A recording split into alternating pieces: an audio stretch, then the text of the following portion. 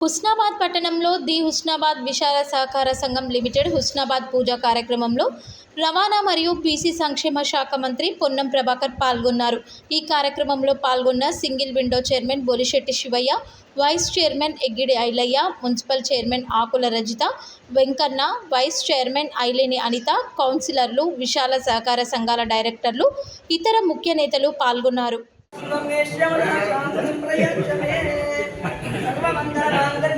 शिवे सर्वार्थसाधके